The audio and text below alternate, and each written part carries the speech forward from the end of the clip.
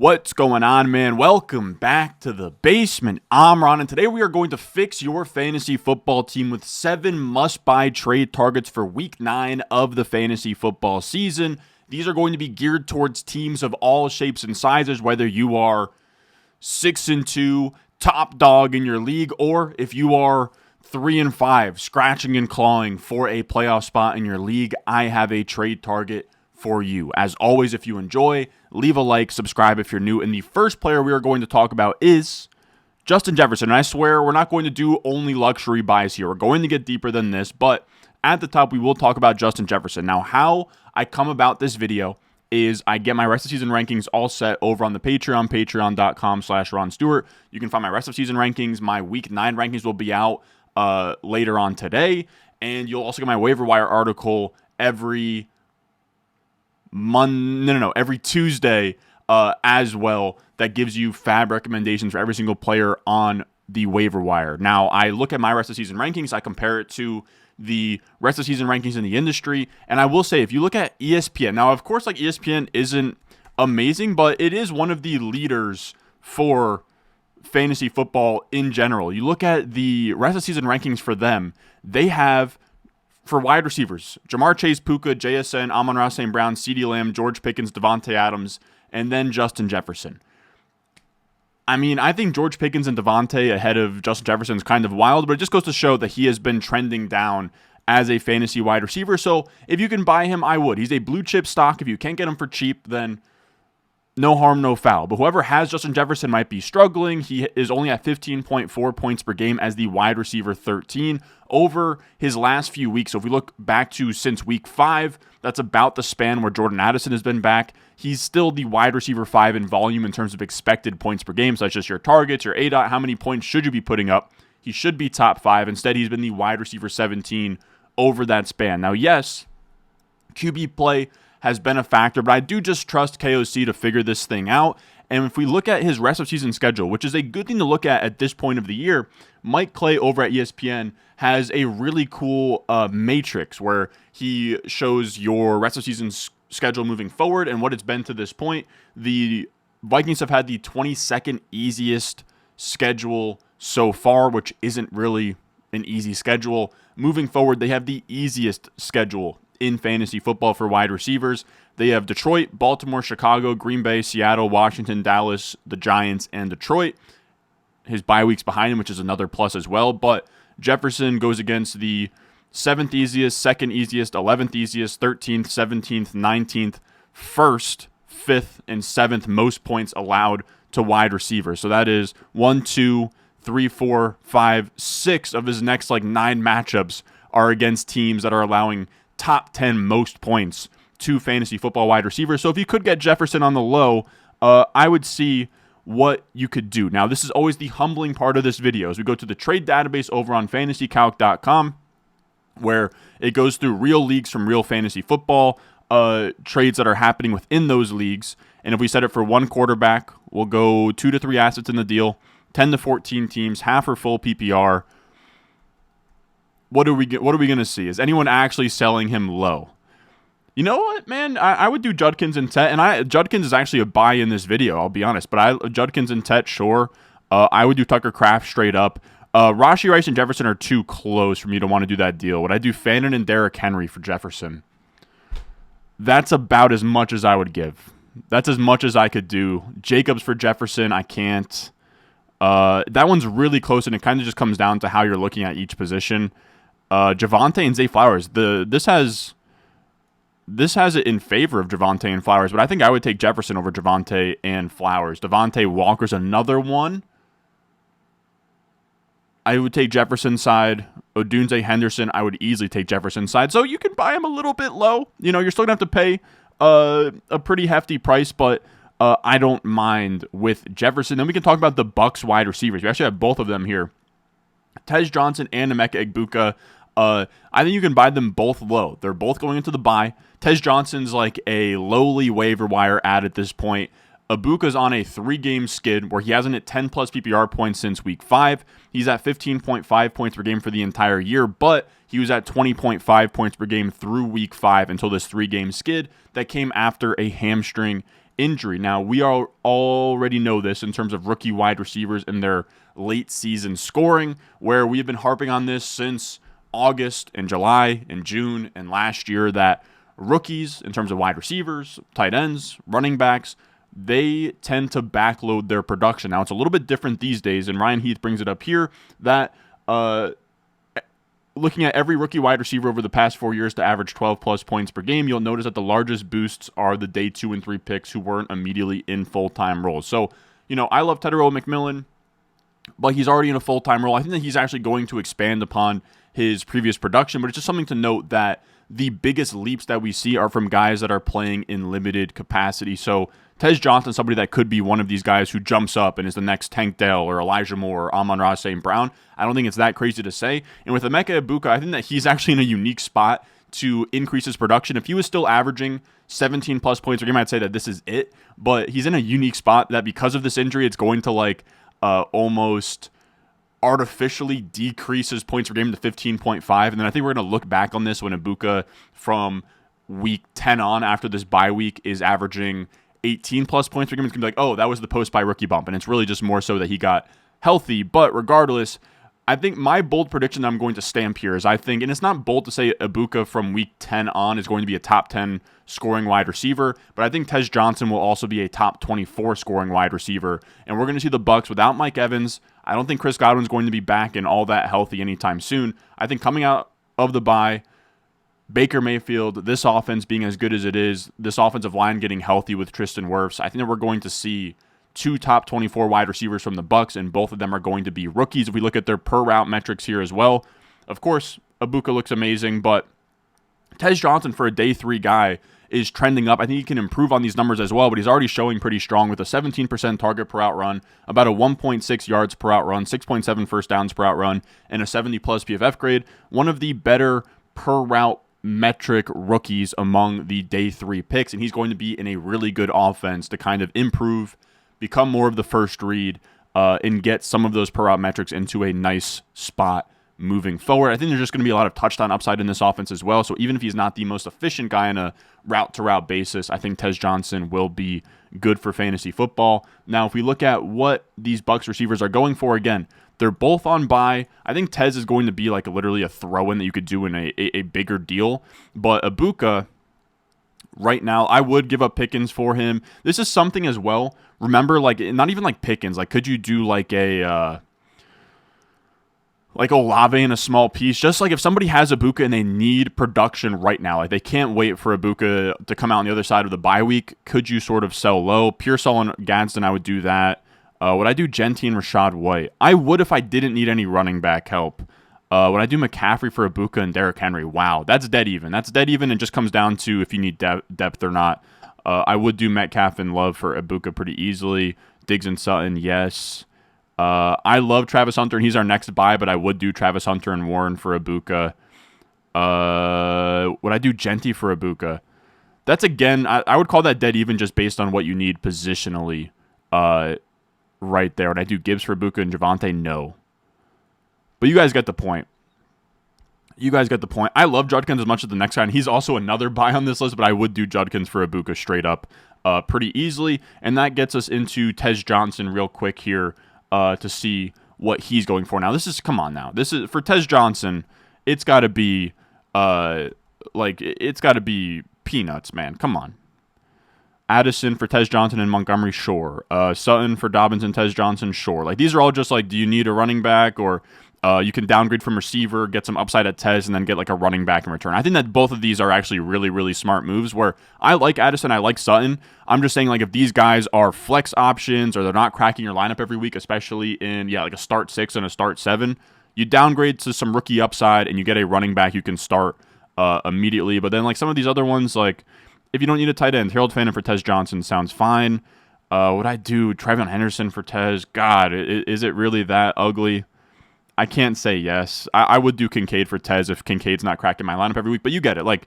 Just really, really cheap for Tez Johnson. But I think that he offers, when we talk about these rookies who could pop off down the stretch, and it kind of leads us perfectly into our next receiver here, where my favorite candidates, I put this out on Twitter the other day, are Tez Johnson, in terms of rookie wide receivers that I think are going to like level up in the second half. I think it's Tez Johnson. I like Travis Hunter, who's going to be our third must-buy trade candidate here. I like Jalen Knoll. He's more of a waiver wire ad. I wouldn't like go out and trade for him. And then I like Luther Burden as well. And kind of like a flyer out there is like Chimere DK. Of course, Arande Gadsden should be on this list. Tetero McMillan. But these were four to me that were a little bit less obvious than the others. Now, why I like Travis Hunter is, for me, this is probably the last time you could buy Travis Hunter if he's going to be a league winner this year.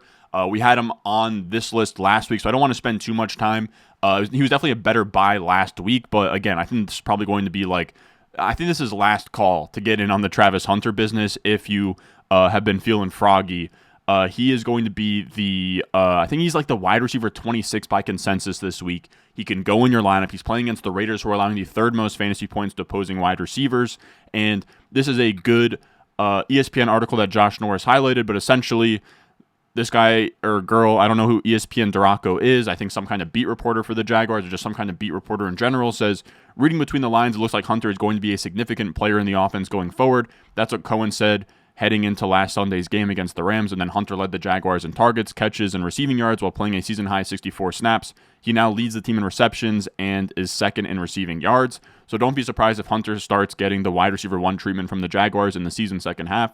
And that's partly due to his playmaking and run after the catch ability, but also because Brian Thomas Jr.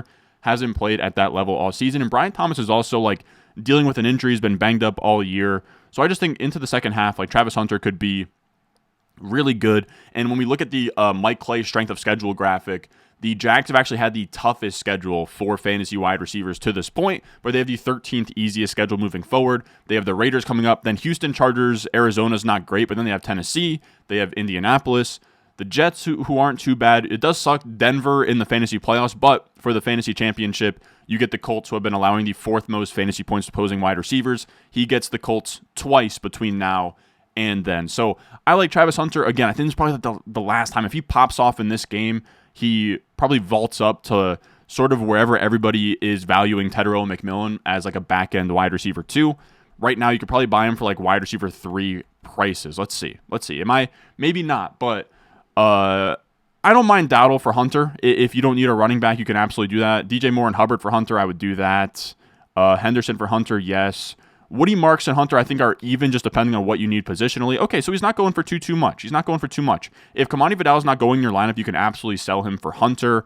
I think that makes sense. I think we're in a good spot with these values. I would do Marv for Hunter and Bam. Like, you could get, like, okay, do you need a spot start this week? And, like, Hunter and Harrison, I'd have in the same tier moving forward. So these are the kind of deals I would be looking at when it comes to Travis Hunter. So not too expensive on the trade market right now. And then we can talk about our next player, which is going to be more of a luxury buy. If you are out there hoping for a bye week, but your running back room is looking a little bit weak, maybe you just lost Cam Scatabo, which sucks. And I will say, I'm sorry yesterday. I'm sorry for 2 things yesterday. 1, the audio sucks. This video should have much better audio. And 2, I think I said career ending for Scatabo. Just understand that it was really more so from a place of being upset of like, I had to cut him from 5 high stakes teams. Like, if you guys remember in the offseason when I'm drafting these teams on stream, we had so much Cam Scatabo. I think I was just down. I think I was just sad.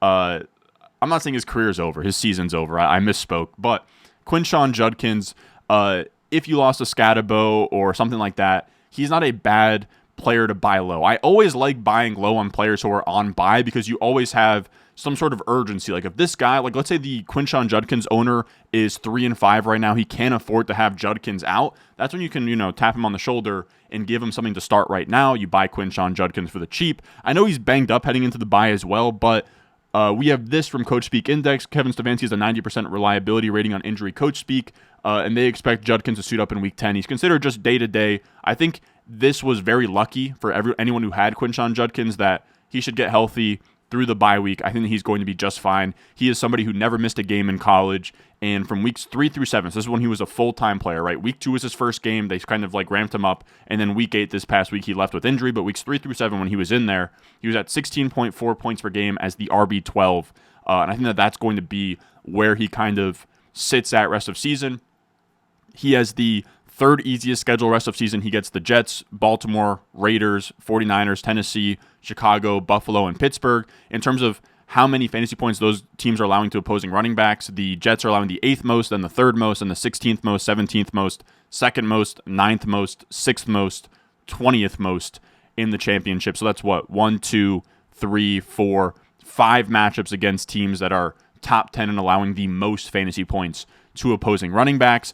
Then our 5th one. This is, I know we've talked about some luxury buys, some buys if you are at the top of the pecking order. If you are somebody struggling and you need wins right now, you can't wait for a running back to get healthy. I love Kamani Vidal as a buy low. Can you buy him low? Like, people, I think, sort of see Kamani Vidal as fodder. He is a great plug and play. We talked about him yesterday, so I don't want to spend too much time, but it's pretty simple. We don't have a concrete timeline.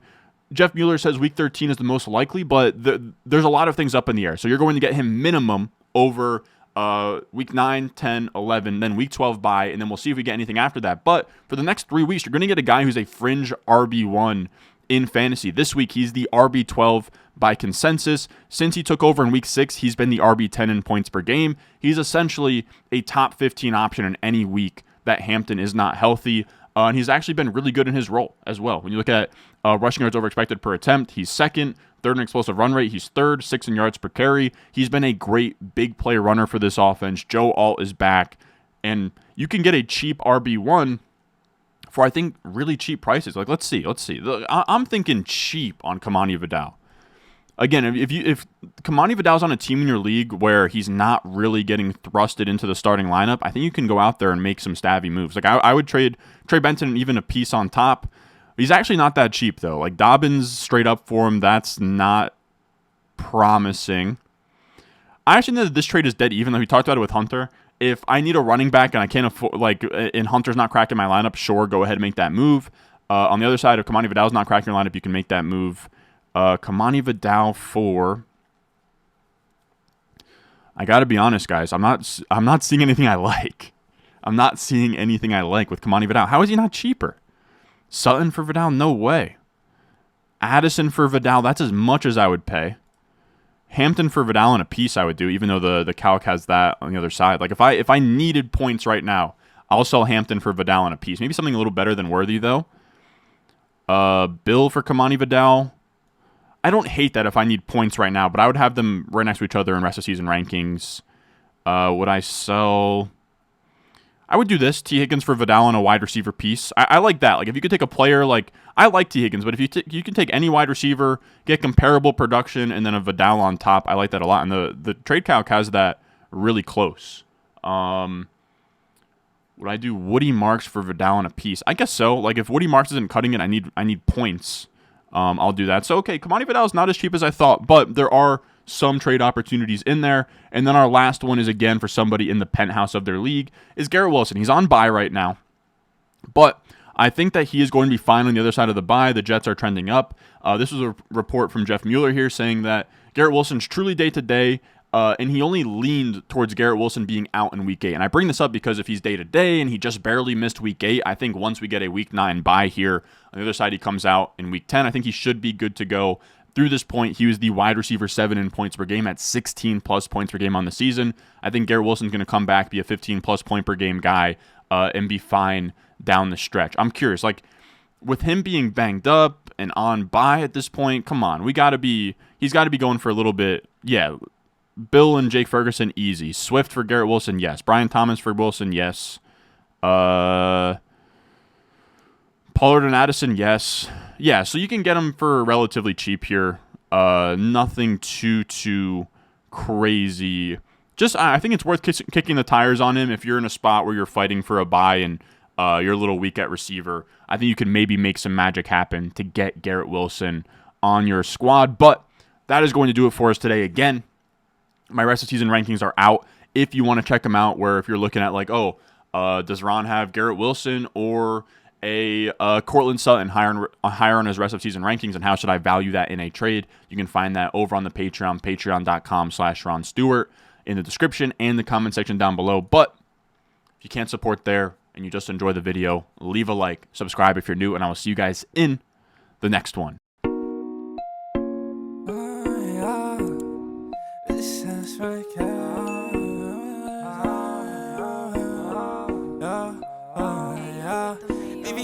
stones, like this froze. Wait, ice cold. Wait, oh, oh. Wait, ice around my body like I'm frozen.